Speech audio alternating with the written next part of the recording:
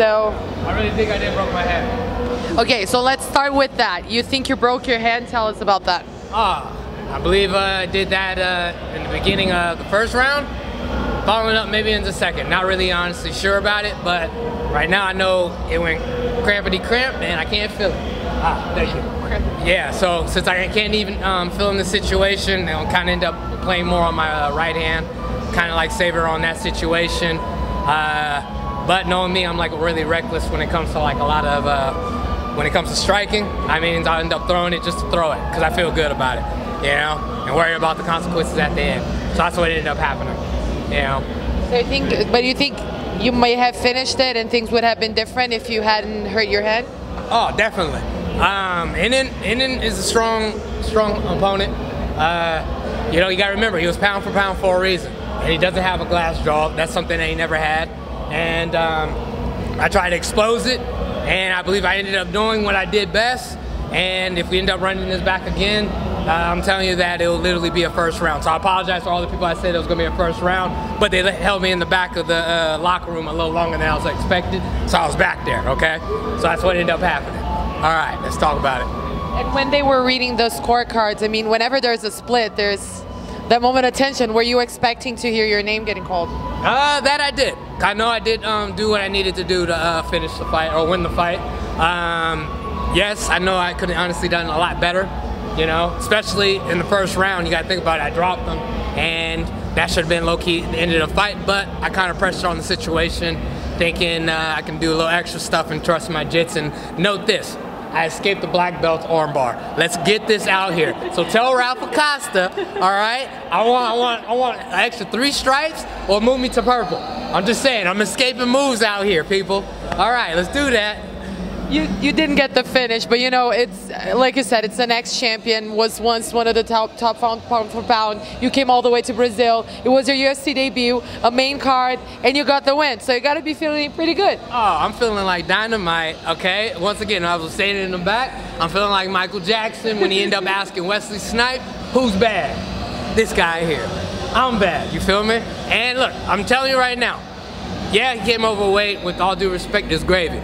You know, I'm just happy that he took the fight. He let me come out here and honestly get that opportunity. And it just ended up showcasing to let me know that I'm able to move up weight as well. I can punch hard. I punch with all the 35ers and the 45ers. And eventually, if I go to 55, I'm punching with them too. That's how I ended up looking at it. I'm here to take over. And then one of those just me riding the wave. I am the wave. And that's how I honestly feel. Like you said, he missed weight, and it was a pretty bad miss. And we know the statistics aren't good. Usually, we know the fighters who come in overweight, they usually get the win. Most of them get the win. Were you hesitant at all at any point about taking the fight after you saw that he missed? Heck no. I knew he was gonna miss weight. That was like one of those things. It comes with the game. It literally comes with the game. Sometimes it's a hit or miss. You might make it, you might not. In his situation, he didn't make it, but the people that don't know about weight cutting, it takes a toll on your body. So, all due respect, he gets my respect, period. And to be honest, only thing I'm looking at it is that extra pounds that he had is what kept him up from me knocking him out. That's honestly how I looked at it. He just made the fight a lot more exciting. You know, for the people at home that are watching and the people that are here that are able to look at it, that's what happened. So things happen. So you do believe that the overweight situation played a factor in this bout? You could get maybe a clear victory if it wasn't for the overweight? Of course. You know, heavier weight means more weight to carry. And that means that's more weight that I gotta constantly keep hitting hard on. You know, you gotta hit him broad. Like, hey, he has a chin. And if you give him any type of leverage on anything, it's gonna automatically go in his favor. And me, it was hitting him. I was hitting him with some really great shots. I was letting my left hand go. He was taking my left hand. And nobody just goes up in a fight with me and just takes my left hand like that. I don't care who you are. You can literally be, I tell you, I punch with the 45ers, and if I moved up to 55, I hit just as hard as them. So for him to end up taking that, it just shows his chin and his heart, and it ends up showing just how hard a man can honestly walk or go through things. And what honestly pushed me, because the guy put me through a pickle. I was on the ground with a black belt. You guys got to understand this. You know, a dangerous black belt. You know, I survived it. What pushed me? My boy. What pushed me to keep pushing on forward? My corner. I ended up listening to him, so that's what ended up happening.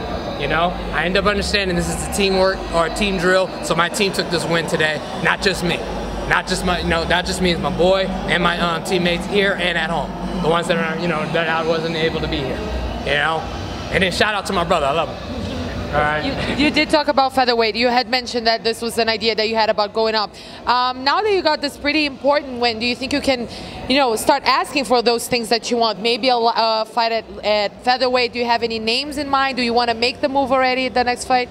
All I know is right now, everybody that thought it was a fluke, now running this city like Bobby Brown and Uncle Luke. Hashtag Pardon Son Fontaine. One of my favorite rappers. All right, the only thing I end up saying is I'm going to end up controlling 35 in the next 3 fights. I got another 3-fight contract with the UFC, so if it ends up landing the way I need it to go, like right now, I know Sean O'Malley's getting ready to fight a good opponent in the next 2 weeks. I like the winner of that. If they don't give me that, it's cool. I'll just take another number and end up coming from there. After that, I'm looking for Cody, and after Cody, I'm looking for TJ. And then after all that, now I'm going up to featherweight, and I want Holloway, Brian Ortega, I want everybody. Anybody that automatically is going to honestly play and stand up in the fighting game, that's the person that I want.